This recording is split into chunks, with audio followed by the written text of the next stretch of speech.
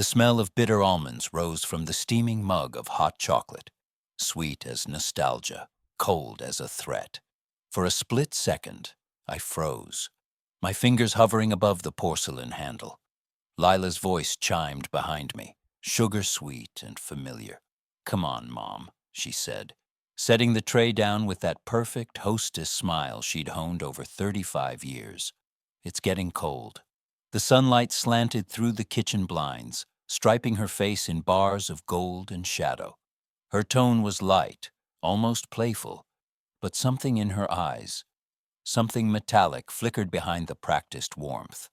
I'd seen that look before, on auditors catching a discrepancy, on wolves assessing distance before the leap. The house smelled of cinnamon and cocoa, but beneath it lingered that unmistakable sting. The scent of almonds burnt just past sweetness. Cyanide. My rational mind tried to dismiss it. "Stop it, Evelyn," I told myself. "You're an old accountant, not a crime scene expert." Still, the instinct clawed up my spine. "3 mugs?" I asked lightly. "I thought Dan doesn't drink chocolate in the afternoon." She laughed, a clear bell-like sound that never reached her eyes. "He's trying new things. Besides, I made extra. It's our Saturday ritual, remember? Our ritual." The phrase carried a tenderness so artificial it scraped. I smiled back, hiding the unease crawling across my skin. Lila had arranged everything too neatly. 3 identical white mugs, the napkins folded at exact right angles, the teaspoon handles aligned like soldiers. I'd taught her precision when she was little, how to balance checkbooks, how to keep symmetry on the dinner table. She'd mastered it the way some people master lying. Dan excused himself to the restroom, leaving his untouched mug on the table. "Go ahead, Mom," Lila urged. "Drink before it gets cold." I added cinnamon, your favorite. Her gaze pinned me. Kindness with edges. I lifted the mug, pretending to admire the frothy swirl on top, my heart pulsing in my throat. "You're being paranoid," I told myself again. But the scent wouldn't let go. When Lila turned to grab the sugar bowl, I moved. Quick, precise. The reflex of a woman who'd spent decades switching ledgers before audits. I swapped my mug with Dan's, sliding hers a little closer to my side. "Found it?" she asked. "Yes," I said, forcing a calm smile. "Just needed some sugar." We sat, chatting about nothing. The weather, the neighbor's new dog, how Phoenix heat was easing into spring. She lifted her mug but didn't drink, just swirled the spoon in lazy circles. I took a token sip, barely touching my lips to the rim. It tasted normal, maybe a bit bitter. My pulse thudded in my ears. 20 minutes later, the first scream came from the kitchen. A crash. Porcelain shattered. Then Dan's voice, a wet, choking gasp. I ran. He was on the floor, body convulsing, foam at his lips, eyes wide and rolling. Lila knelt beside him, shrieking his name, tears streaking her mascara in perfect black rivulets. "Oh my God, Dan, please, please don't die," she cried, shaking his shoulders. I dialed 911, my hands trembling as I tried to keep my voice steady. "Possible poisoning," I told the dispatcher. "Male, mid-30s, unresponsive." The dispatcher's calm instructions faded under the symphony of chaos. The beeping microwave, Lila's high-pitched sobs, the thud of Dan's body against tile. I pressed a hand to my chest, feeling my heartbeat stutter. At 67, I'd thought I'd seen every variety of human pain. Marriages collapsing, clients stealing, friends dying. But this was different. The possibility that my daughter had just tried to murder me clawed through every rational defense I'd built in a lifetime of logic. The paramedics burst in 8 eternal minutes later. Oxygen masks, IV lines, rapid shouts of dosage and pulse. "What did he eat or drink?" one asked. "Hot chocolate," I said automatically. Then, realizing what I'd implied, corrected myself. "He drank hot chocolate." I didn't finish mine. "Who prepared it?" I turned toward Lila. She was slumped against the cabinet, face pale but beautiful, performing devastation like a seasoned actress. My daughter did, I answered quietly. The medic scribbled something on his clipboard. We'll take him to St. Luke's. Bring anything he drank. I'll handle it, I said, before Lila could speak. The words came out colder than I expected. When they wheeled Dan out, sirens flaring in the distance, Lila clung to me. Mom, please, she whispered, voice trembling just enough. He's all I have. What are we going to do if he... I didn't answer. For the first time in 30 years, I didn't reach to comfort her. When she left with the ambulance, I turned back into the kitchen. The afternoon light had dimmed. Everything looked staged, like a theater set after the audience had gone home. 3 mugs sat abandoned. Mug 1, mine, the one she'd handed me first, was completely empty. Mug 2, Dan's, the one I'd switched, still held a trace of thick brown liquid at the bottom. Mug 3, untouched, glimmered with an oily sheen floating across the surface. The smell of almonds was stronger now, sharp enough to sting my nostrils. I fetched 3 small glass jars from the pantry, poured each mug's remains carefully inside, and sealed them tight. The lids clicked shut like verdicts. Then I placed them in a paper bag, slipped it into my purse, and sat for a moment at the table. The silence in that kitchen was surgical. The clock ticked, soft, methodical. Each second cut deeper. Outside, an ambulance wailed into the distance. Driving behind it, I replayed every scene from the past 30 years, like ledgers scrolling through my mind.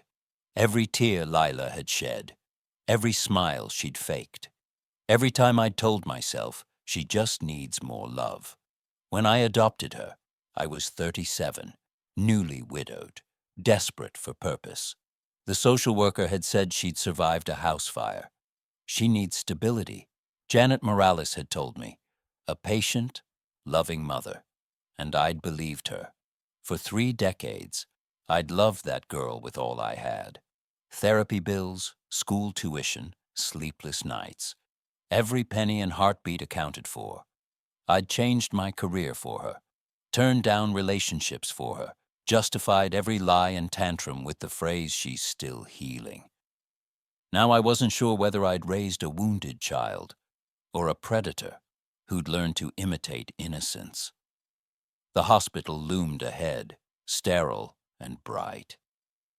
I parked behind the flashing ambulance and sat there, gripping the steering wheel until my knuckles went white. Inside, nurses rushed past with stretchers.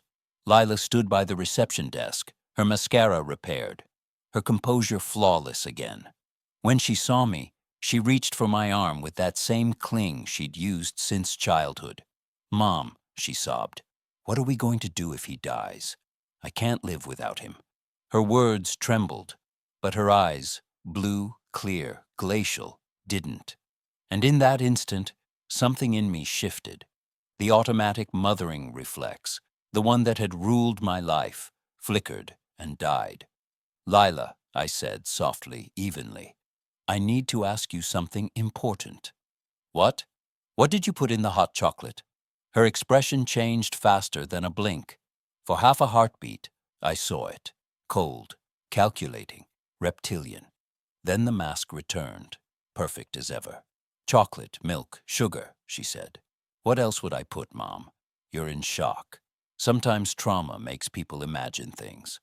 But I wasn't imagining anything. I'd smelled the almonds.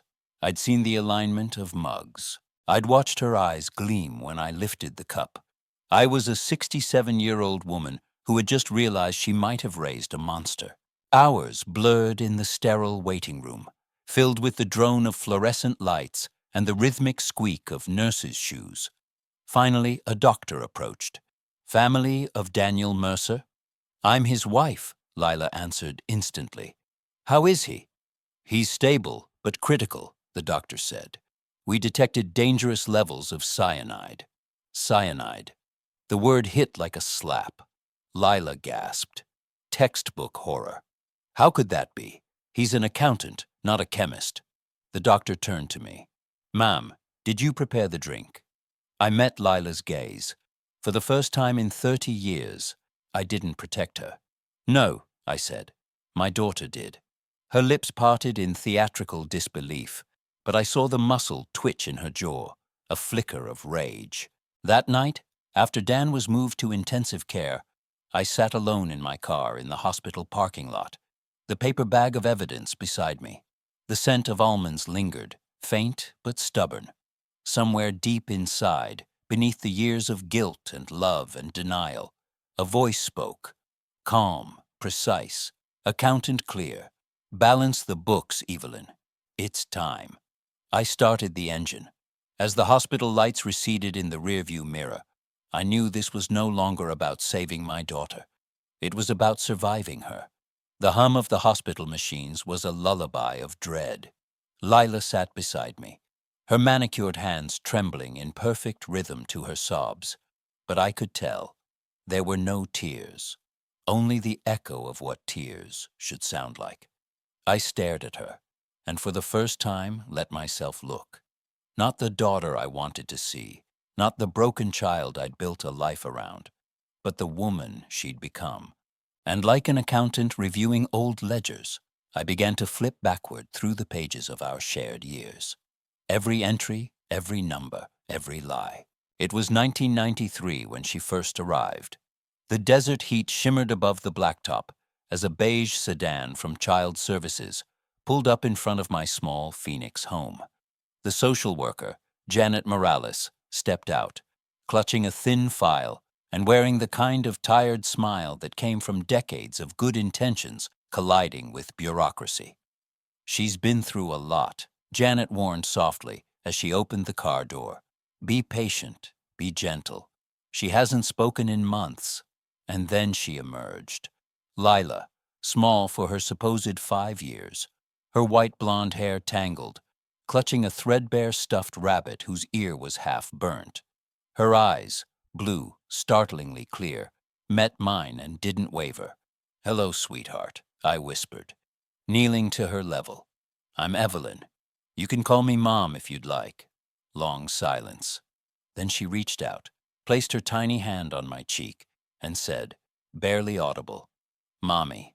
That single word broke me open. I cried right there on the driveway, hugging her to my chest, swearing silently to God that I'd heal her, protect her, love her enough to erase whatever pain she'd seen. For a while, she was the perfect child, quiet, polite, grateful for everything. She'd line up her toys before bed, say thank you for every meal, and draw pictures of us holding hands under skies too blue to be real. But then the little things began. The first warning came a week later. My cat, Princess, had died. Suddenly, inexplicably. The vet said she'd ingested something toxic, maybe rat poison left outside by a neighbor. I didn't own any. Lila cried harder than I did, clinging to the shoebox coffin we buried in the backyard. She must have eaten something bad, Mommy, she sobbed. We should get another cat, so the house doesn't feel lonely. I remember thinking how empathetic she was. 2 weeks later, all the fish in my aquarium floated lifeless, their silver bodies drifting like confetti in the blue glow of the tank. And a month after that, the neighbor's dog died, frothing, trembling, much like Dan had hours ago. The neighbor was furious. I remember watching Lila standing in our yard, clutching that same stuffed rabbit, her expression unreadable as the woman shouted about poison scraps. That night, Lila crawled into my bed. You don't think it's my fault, do you, Mommy? Her voice trembled just enough to break me. Of course not, I said, wrapping my arms around her. You're just a little girl. You'd never hurt anyone. And just like that, the red flag folded neatly into denial. When she turned 8, my sister Caroline came to visit for her birthday. Lila adored her instantly, or pretended to.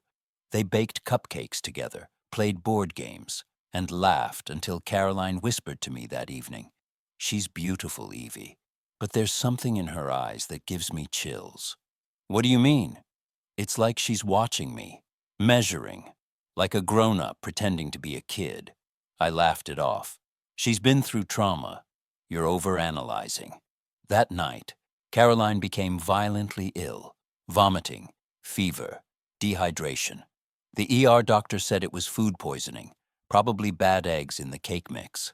Lila stood beside her hospital bed the next morning, holding a get-well card covered in glitter hearts. "We all ate the same cake," she said sweetly. "Why only Aunt Caroline got sick?" I never answered, but I also never invited my sister to visit again. By the time Lila was 10, she'd learned that truth was just a matter of tone. A classmate fell down the school stairs. Broken leg, concussion. Witnesses said Lila pushed her. Lila wept in the principal's office, trembling so convincingly that even the principal looked uncertain. "She's lying," he told me privately. "Several kids saw her do it." "She wouldn't," I insisted. "You don't know her story." I can still remember his face, the patient pity of a man who'd seen too many parents blinded by love. The teenage years came with subtler manipulations. She'd steal small bills from my purse, then larger amounts. When I confronted her, she'd stare me down with calm innocence until I doubted myself. Maybe I miscounted. She'd pit teachers against me, telling them I was overbearing, then tell me they were cruel and dismissive. I believed her both times. When she turned 16, she began dating a man in his late 30s, a charming widower who brought her flowers and called me ma'am. I forbade it, of course. She cried, threatened to run away, said, "You don't want me to be happy." At 18, she married him anyway. His name was Robert Fields, 40 years old, quiet, a little dull. He died 6 months later in what police ruled a car accident. She inherited his insurance, $400,000, and wore black for a week before showing up at my house with a new haircut and a radiant smile. "New beginnings, Mom," she said. Robert would have wanted that. 2 years later, another husband, Frank Donovan. Heart attack at 45. Another inheritance. Another new life. Each time she seemed lighter, freer, more polished, like someone shedding unnecessary layers. Each time I told myself, she just attracts bad luck. Still, there were moments, small surgical cuts, when her contempt bled through. Like the Thanksgiving she corrected my table setting in front of guests, her voice dripping honey and disdain. Like the Christmas she gifted me a beige cashmere scarf and said, "It's neutral, goes with age." Or the day she caught me misplacing my reading glasses and whispered, "Don't worry, Mom. Forgetfulness is natural at your age." I laughed it off, even smiled, but something in her tone felt predatory, as if she enjoyed watching me decay. And yet I clung to the illusion. Because mothers don't raise monsters. They raise wounded children who can be healed. If only they love enough. Then came Dan. She introduced him as different, younger than her, thoughtful, a man who looked at her the way accountants look at balance sheets, searching for order. He adored her, or thought he did. I remember his handshake, warm, sincere. At their wedding, she wore ivory satin and that same rehearsed smile. When I hugged her, she whispered in my ear, "See, Mom, some of us know how to keep what we want." I thought she was teasing. Now I know it was a confession. Over the years, I noticed her dependency on me never changed, only deepened. She'd call daily, needing advice, approval, or just to make sure I was still orbiting her world. If I didn't pick up, she'd text, "Are you mad at me? Did I do something wrong?" But beneath the dependency was something colder, a simmering irritation at my existence, as if my continued breathing inconvenienced her. When she and Dan bought their house, she told me proudly, "I made sure the guest room has no stairs, for when you get older." Sweet, thoughtful, until I saw the flicker in her eyes, the faint smirk as if she were already picturing me there. Weak, dependent, tucked away like an old ledger. Now, in the hospital waiting room, I sat beside that same daughter, older, sharper, more dangerous. And all those flags, all those tiny tremors I'd dismissed, stacked themselves neatly into one undeniable equation. I had ignored the first animal, the first lie, the first manipulation. Each time, I chose love over logic. Each time, I erased the discrepancy instead of confronting it. That's what denial really is. A kind of emotional bookkeeping. You move the numbers around until the story balances, but it never truly does. I watched Lila scroll her phone, checking her reflection in the black screen, as if even grief should look perfect. She caught me staring and smiled. "What?" "Nothing," I said quietly. "Just thinking how much you've grown." "Into what?" she teased. The question hung between us, sharp as the scent of almonds that still haunted my clothes. Into what, indeed? When the doctor returned to update us, I rose slowly, feeling every year of my age settle into my bones. "Mrs. Hart," he said gently, "your son-in-law is holding steady, but we'll need to run more tests." I nodded, thanked him, and turned to Lila. She slipped her arm through mine, her touch light and possessive. "We'll get through this, Mom," she said, "like we always do." But in her tone was something I'd never heard before, a glint of frustration, a slip of control. And for the first time in 3 decades, I didn't believe her. The night I stayed at Lila's house, the desert outside was quiet. Too quiet, like the air itself was holding its breath. From the guest room window, I could see the faint orange glow of Phoenix in the distance. Inside, the house was immaculate. White carpets, glass tables, not a fingerprint out of place. The kind of home where nothing ever lived, only performed. Lila had insisted I stay the night. "I can't be alone, Mom," she'd said, voice trembling with the perfect degree of fear. "What if whoever poisoned Dan comes back? Whoever. As if there were a mystery beyond the walls of her own kitchen." "Of course, sweetheart," I had replied. But as she hugged me goodnight, I caught the faintest whiff of her perfume. Jasmine, vanilla, and underneath it, something acrid, metallic. I waited until the sound of her footsteps upstairs faded, until the rhythm of her breathing turned steady behind the closed door of the master bedroom. Then, I slipped out of bed. My years as an accountant had trained me for this. The patience, the detail, the quiet. Tonight, I would conduct my final audit, not of numbers, but of truth. The kitchen was bathed in the low blue glow of the refrigerator light. I moved slowly, opening drawers, scanning shelves. Everything was perfectly arranged, as if she'd staged the crime scene herself. On the counter, the same cocoa tin she'd used that afternoon. I lifted it, sniffed. Nothing. Checked the milk, fresh. The sugar, ordinary. But then, tucked behind a row of expensive imported spices, I found it. A small glass jar without a label, half filled with white crystalline powder. My hand shook as I unscrewed the lid. The smell hit me instantly. Bitter almonds. Cyanide. I screwed the lid back on, my pulse pounding so hard I could hear it. Every motherly instinct screamed to run, to hide, to burn that jar, and pretend it had never existed. But logic, the part of me that had spent a lifetime balancing sheets, won out. I slipped it into my bag, wrapping it in paper towels to keep it quiet.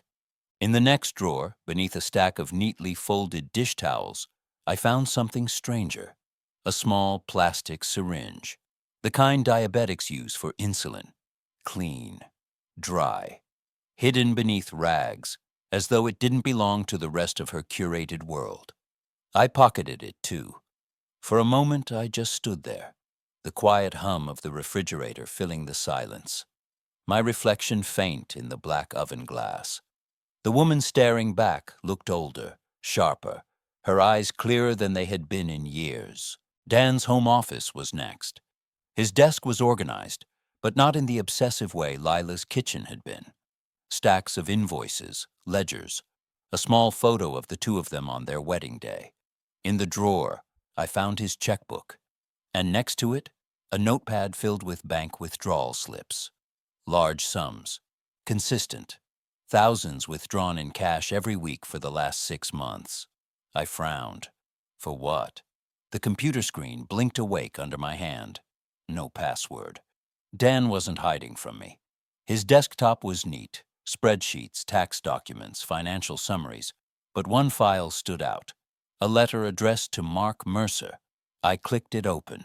Dear Mark, if you're reading this, something's happened to me. It won't be an accident. Lila's been poisoning me slowly for months. I didn't want to believe it, but every time she cooks, I get sick. At first I thought it was stress, then food allergies, but I've started noticing patterns. I've been pretending to eat and throwing the food away when she's not looking. I've been pulling cash from our accounts because I think she's planning something big. She told me once that if I ever tried to leave her, she'd hurt Mom, Evelyn. She said she knows ways to make it look like natural death. If I die, please don't let her get away with it again. My throat tightened. Again. I reread the word 3 times, my mind racing. Again meant there were others. Victims who had never been identified, never given justice. I printed the letter, folded it carefully, and tucked it into my purse beside the jar and the syringe.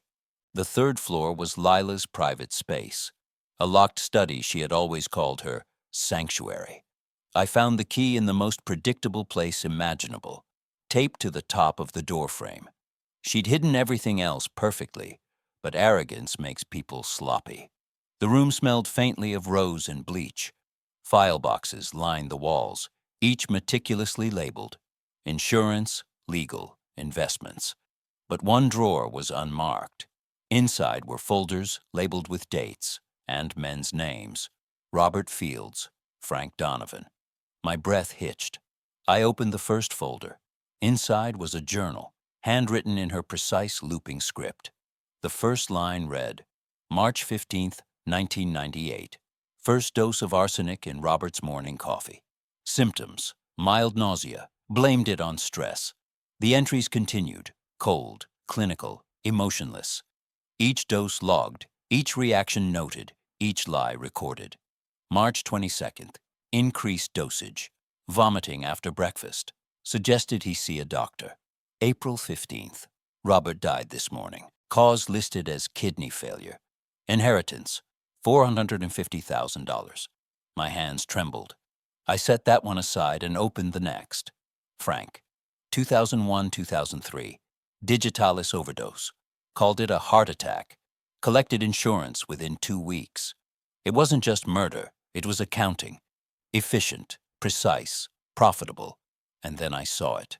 A new folder. Mom, final plan. Inside were copies of my bank statements, my will, life insurance papers for $2 million, signed with my name, but not my memory. Detailed notes, written in her handwriting. Accelerate plan. Mom suspects. Cyanide easiest. Blame Dan if necessary. The room tilted. For a moment I thought I might faint, but then something inside me hardened. I wasn't going to die quietly in her story. I rifled through one last box and found a smaller folder marked pre-adoption. Curiosity overrode dread. Inside were old newspaper clippings and photocopies of government documents. Child kills parents in house fire. 8-year-old sole survivor, one headline read. Next to it, a note in Janet Morales' handwriting. Age falsified to 5. Recommend adoption under trauma narrative. Easier placement. My heart shattered and froze all at once. I sank onto the floor, surrounded by her history, her crimes, her lies. For 30 years, I had loved her, protected her, defended her, and she had planned every move, every tear, every word. Footsteps creaked on the stairs. I stuffed the papers into my bag, locked the drawer, switched off the light, and slipped into my room just as her shadow passed under the door. Mom? Her voice was soft, sing-song. You awake? I slowed my breathing. After a pause, the door opened an inch. Her silhouette stood against the hall light. "I heard noises," she said. "I went to the bathroom," I murmured. "Go back to bed, sweetheart." A long silence. Then, "Of course. Rest well, Mom. We'll go see Dan early tomorrow." The door closed. I lay in bed the rest of the night, staring at the ceiling, the desert wind hissing softly against the windows. Every minute that passed, I replayed the facts, calculating risks, outcomes, strategies, like balancing an impossible equation.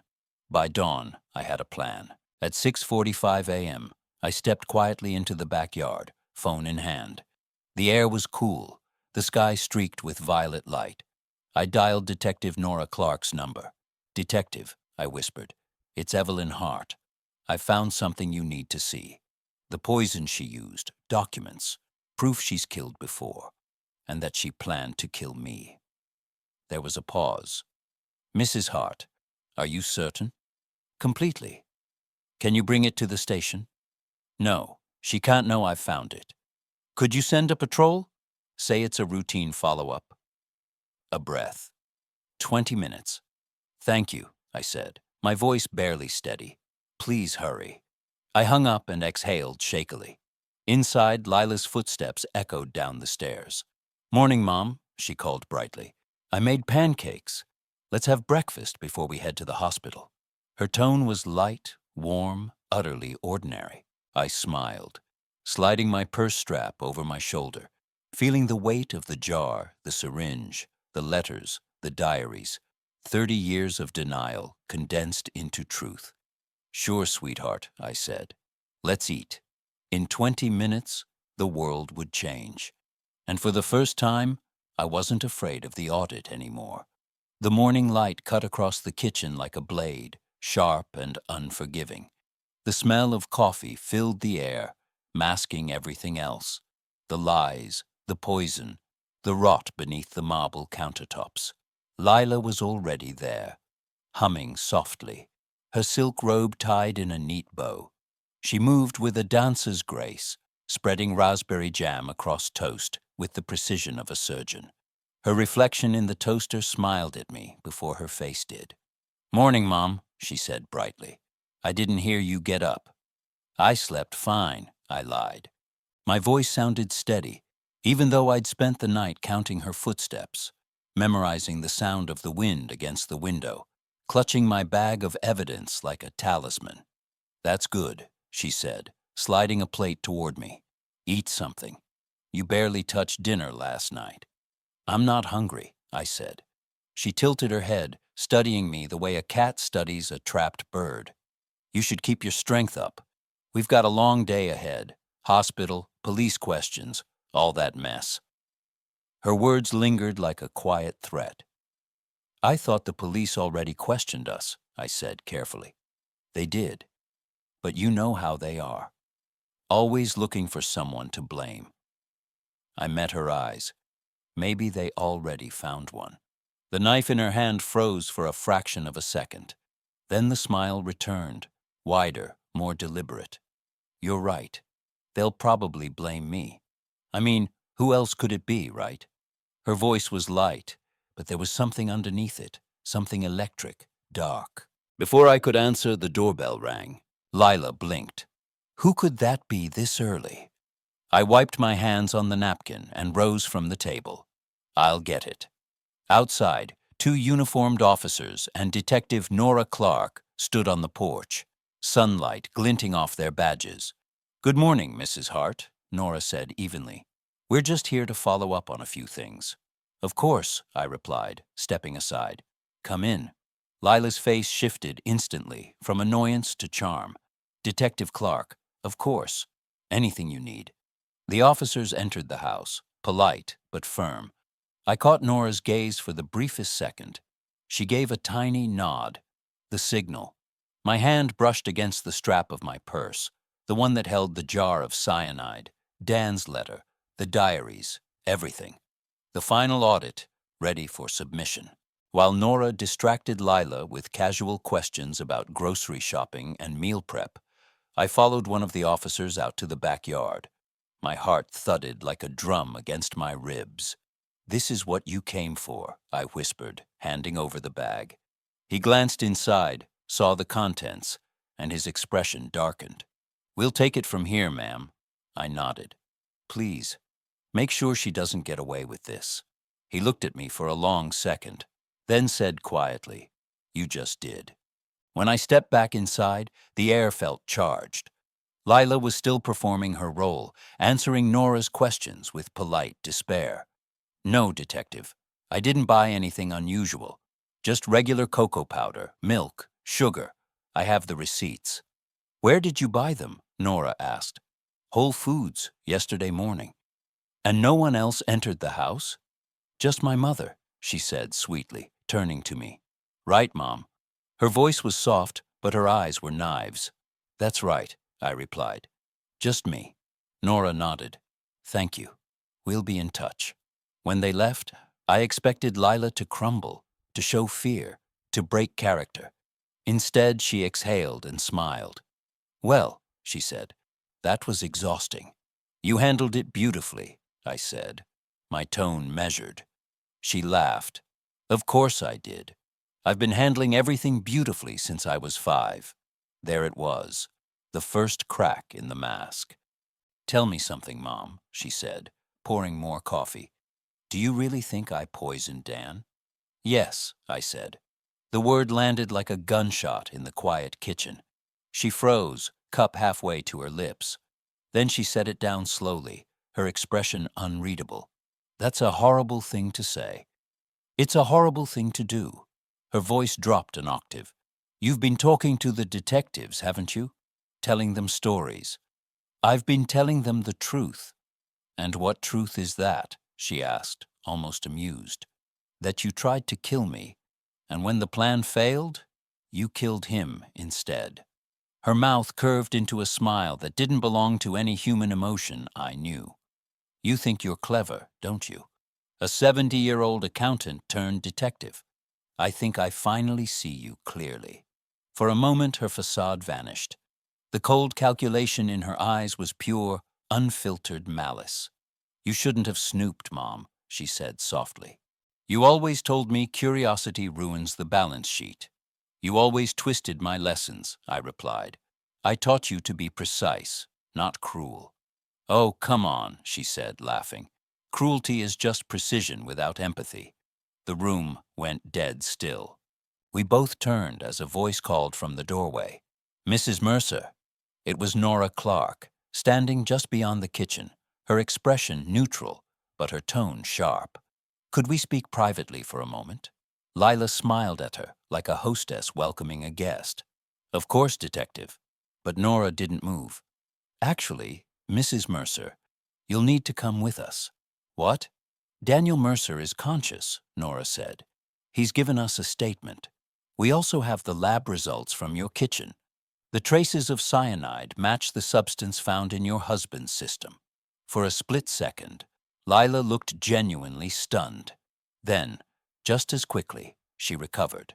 "That's ridiculous. Cyanide? In my kitchen?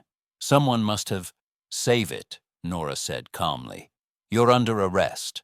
One of the officers stepped forward, reading her rights. The metallic click of handcuffs punctuated the silence. "Mom," Lila said, laughing incredulously, "tell them this is insane." "You know, I'd never—" "I know what you'd do," I interrupted. My voice was quiet but steady. "I read your journals, Lila. Every page." Her face drained of color. For the first time, she looked small, like the frightened child she'd pretended to be 30 years ago. "I loved you," I said softly, "but I will not protect you." As they led her out, she turned one last time, her expression curdling into something monstrous. "You'll regret this," she hissed. "You always do." But I didn't. Not anymore. That afternoon, the hospital called. Dan had woken up. He wanted to see me. When I arrived, he was pale, weak, but his eyes were clear, alive. "She's gone," I told him. "They arrested her this morning." He closed his eyes, a tear slipping down his cheek. I thought I'd never hear those words.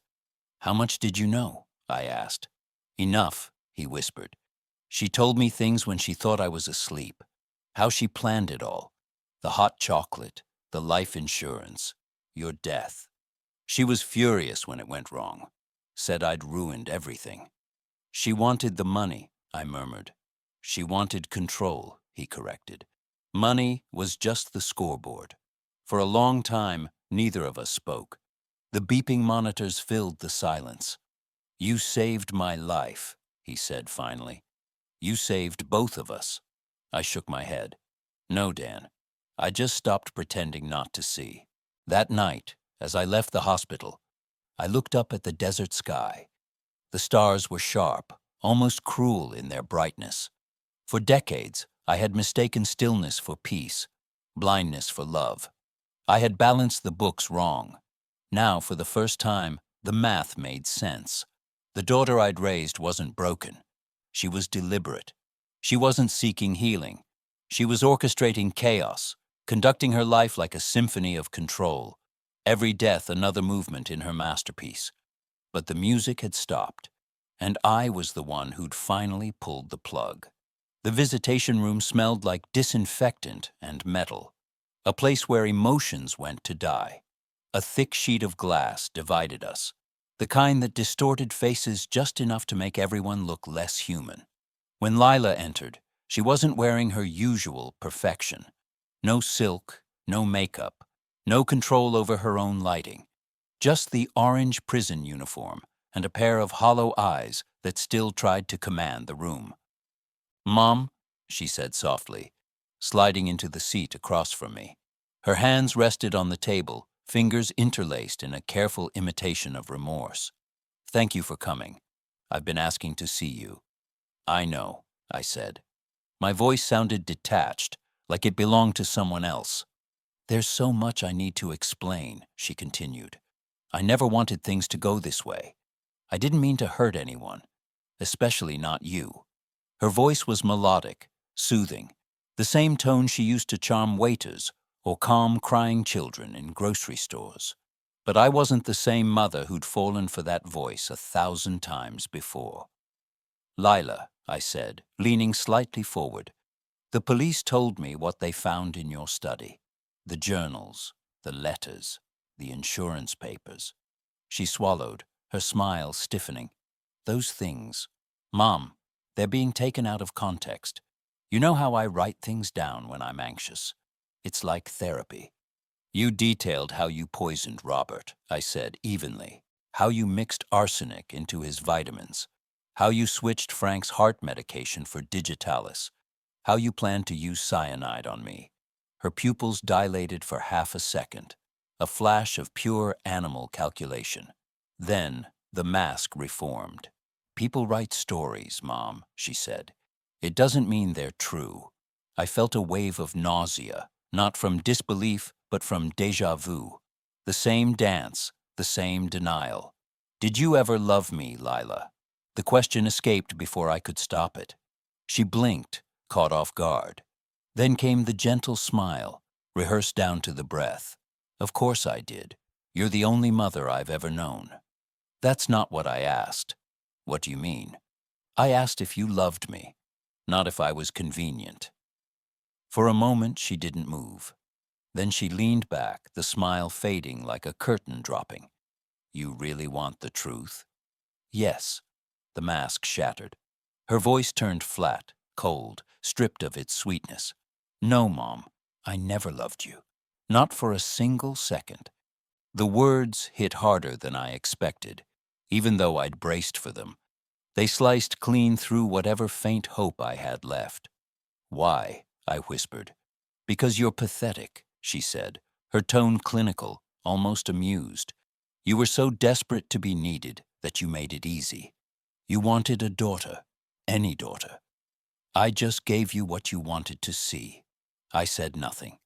"You thought you were saving me," she went on, her eyes bright now, alive with cruelty.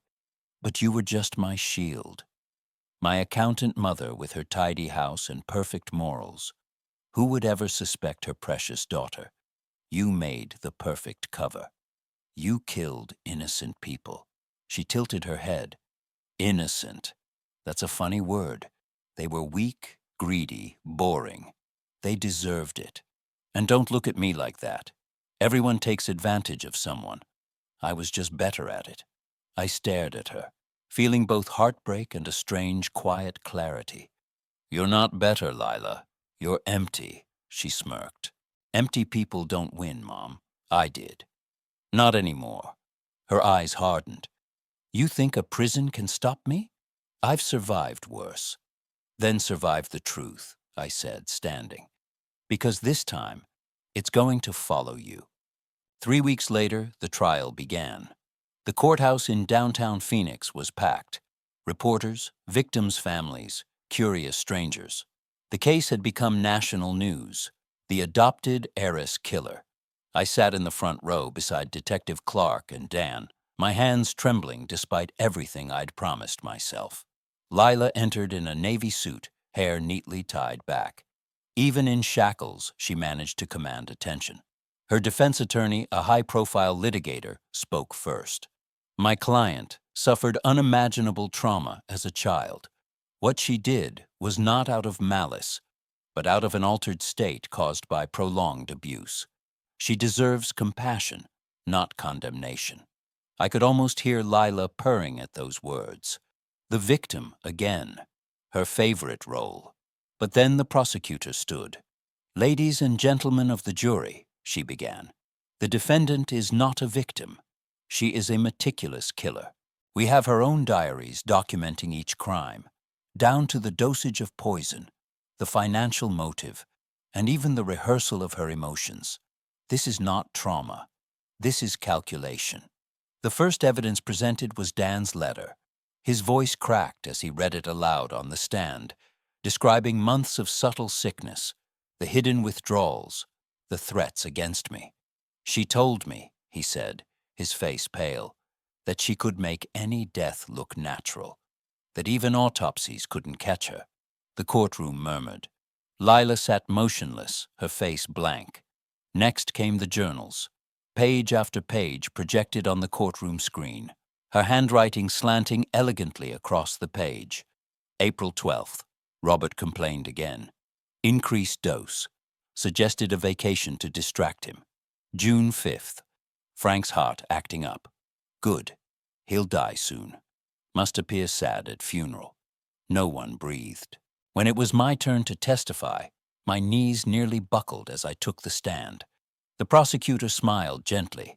Mrs. Hart, can you tell us your relationship to the defendant? For 30 years, I said slowly.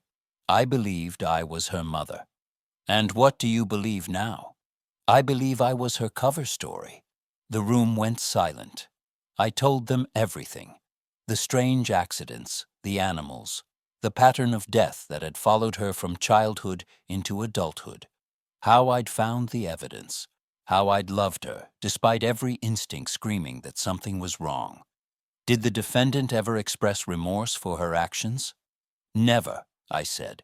She only expressed irritation when she was caught. Do you believe she can be rehabilitated? No. Lila doesn't see people as people. She sees tools, assets. And once they stop being useful, she disposes of them. The defense attorney tried to rattle me during cross-examination. Mrs. Hart, he said, pacing. Isn't it true that you resented my client for not loving you? I pitied her, I corrected. Resentment requires belief in capacity. She doesn't have one. Isn't it possible that you misinterpreted her writings? That they were symbolic? Symbolic doesn't kill 8 people, I said. Neither does metaphorical cyanide. The jury laughed softly, grim but real. For 3 weeks, the evidence mounted. The jars, the syringes, the life insurance forms, the photos of her victims labeled like trophies. Every new revelation stripped away another layer of her humanity. When Dan testified again, recounting how she threatened to kill me if he tried to leave, even the defense attorney lowered his gaze. And through it all, Lila sat still, composed, eerily calm. Only once did she show emotion. When I refused to look away from her, she smiled. I didn't. The jury deliberated for less than 4 hours. When the foreman read the verdict, guilty of first-degree murder on all counts, the room erupted in whispers. I felt a strange, quiet release. Not triumph, not even satisfaction. Just an exhale that had been trapped for 3 decades. Lila turned her head slowly, finding me in the crowd. Her eyes were still blue, still beautiful, still utterly empty. "You did this," she mouthed. "Yes," I mouthed back. Finally. The judge sentenced her to life imprisonment without the possibility of parole. She didn't flinch, but as the bailiff led her away, our eyes met one last time through the glass panel of the courtroom door. For a heartbeat, the reflection doubled us, mother and daughter, predator and survivor, 2 sides of the same face. Then she was gone. Outside the courthouse, Dan and I sat on the stone steps beneath a sky so bright it hurt to look at. Cameras flashed, reporters shouted, but I barely heard them. "How do you feel?" Dan asked quietly. "Liberated," I said, surprising myself with the truth. "Not happy, just free." He nodded. "She can't hurt anyone anymore." "No," I said, "but she already taught me the most painful lesson of my life." "What's that?" "That love without truth is just blindness." I looked up at the courthouse windows, where the reflection of the city shimmered like a mirage.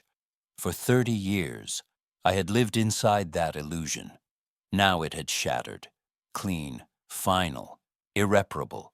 The glass room was empty, and for the first time, so was my guilt. 5 years later, the desert was behind me. The house I lived in now stood at the edge of Asheville, North Carolina. A soft green valley, wrapped in mountain fog and birdsong. It was the opposite of everything my life with Lila had been. No marble, no silence heavy with secrets. Just sunlight spilling through windows and the hum of children's laughter echoing down the hall. Every morning began the same way. Coffee steaming on the porch, the scent of pine in the air, and David sitting beside me, reading the paper while pretending not to cry during the community's good news stories. He'd moved here 2 years after the trial. We'd stopped calling ourselves survivors. That word felt too heavy, too small. What we were now was family, chosen, imperfect, alive. The first time I saw David with the children, something inside me broke open and healed all at once. Charlie was 7, solemn and bright, always carrying a notebook where he wrote, "Inventions to make the world better." Anne, 5, was all curls and endless questions, her favorite word being why. They were siblings who'd lost their mother in an accident and had no other family left. David found them through an adoption agency that specialized in kinship placements, and when he asked if I wanted to help raise them, my answer came before he'd finished the sentence. I wasn't replacing anything. I wasn't trying to rewrite the past. I was simply building a home where love didn't have to be earned through fear. "Grandma Evelyn," Anne said one afternoon, climbing into my lap, "can you tell us a story?" "What kind of story, sweetheart?" "About a bad witch who turns good," she said, eyes wide and hopeful. Charlie rolled his eyes. "Bad witches don't turn good, Anne. That's why they're bad." I smiled. His tone was practical, almost familiar. "You know," I said softly, "Charlie might be right, but I can tell you a story about a woman who learned how to protect herself from bad witches." "Did she win?" Anne asked. "She survived," I said, "and sometimes that's the same thing." After the trial, I'd sold everything that tied me to the past. The Phoenix house, the furniture, even my accounting practice. Starting over at 67 wasn't easy, but it was necessary. My life before had been built on illusion, a house of mirrors where every reflection was a lie. Here, I wanted glass that let the light through. With the settlement from selling my old firm, I started the Heart Foundation for Family Awareness, a small nonprofit that helped adoptive and foster parents recognize signs of manipulation or early personality disorders.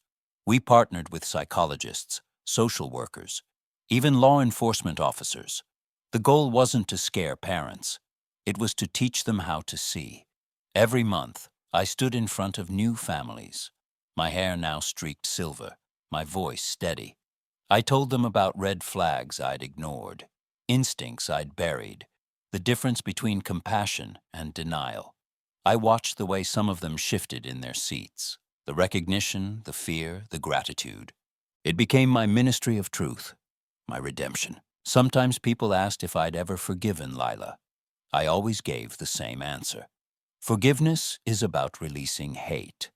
I don't hate her, but I don't forgive her either, because forgiveness is a bridge, and some people only use bridges to return and destroy what they left behind. She had written to me twice since her sentencing. The first letter came 6 months after the trial. Mom, I've been praying. I'm not the same person I was. I need you to come so we can heal this. You're all I have left. I'd read it once and burned it in the sink.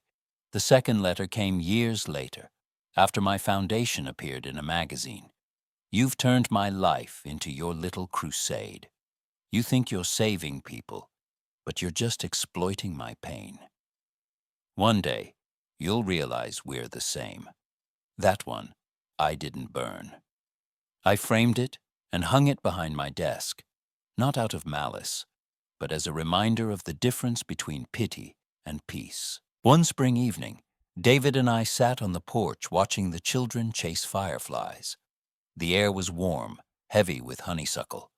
"Do you ever think about her?" he asked quietly. "Lila." He nodded. "Sometimes," I admitted, "but not with pain anymore. Just curiosity about what she's telling herself in there. Do you think she regrets it?" I shook my head. Regret requires empathy. What she feels is frustration, because she lost control.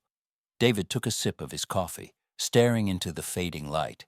"I still dream about that night. The hot chocolate, the smell of almonds."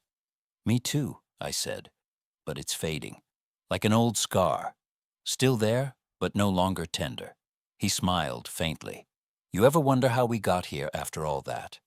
"Yes," I said softly, "and I think it's because we decided to build instead of bury." Later that night, after the kids were asleep, I found Charlie's notebook open on the kitchen table. He'd drawn a picture of our house, a square of light surrounded by tall trees. Underneath, in his neat 7-year-old handwriting, he'd written, "House of Light, where good people sleep safe." The words undid me. For years, my home had been a place of shadows, of whispers, denial, and fear. Now this child saw it as light. It felt like the universe's way of returning what had been taken. I turned off the lamp and stood there in the quiet, realizing that this house, this laughter, this peace, was the afterlife I'd been searching for. A month later, I received an unexpected call from Detective Nora Clark. "Mrs. Hart," she said, "I thought you'd want to know. Lila's been transferred to a psychiatric unit. She attacked another inmate." I felt a cold calm settle in. "Is she alive?" "Yes, uninjured, but they've declared her a danger to others. She'll likely remain under permanent observation." "Thank you," I said quietly. That night I stood on the porch, looking up at the stars. Somewhere, behind concrete walls and locked doors, my daughter, the child I'd once sung lullabies to, was staring at another kind of ceiling, unlit and airless. And for the first time, I didn't feel guilt, only sorrow for what could never have been. On my 72nd birthday, David surprised me with a gathering at the foundation. Families I'd helped over the years came from across the state. Parents who'd learned to set boundaries, children who'd learned to trust again. One mother hugged me, tears streaming down her face. "You saved us," she said. "You helped me see what I didn't want to." I smiled and told her the truth. "You saved yourselves." I just turned on the light. Later that evening, as the guests left, I walked through the quiet halls of the Foundation's office.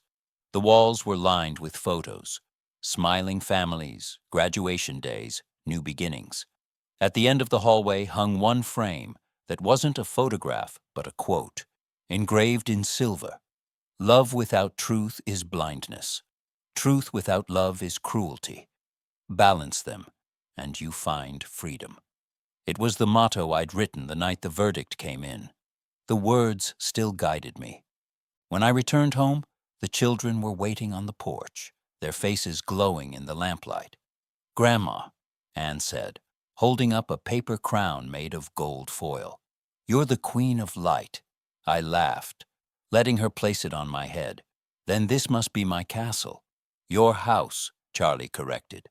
"The house of light." "Yes," I said softly, looking up at the windows glowing behind them.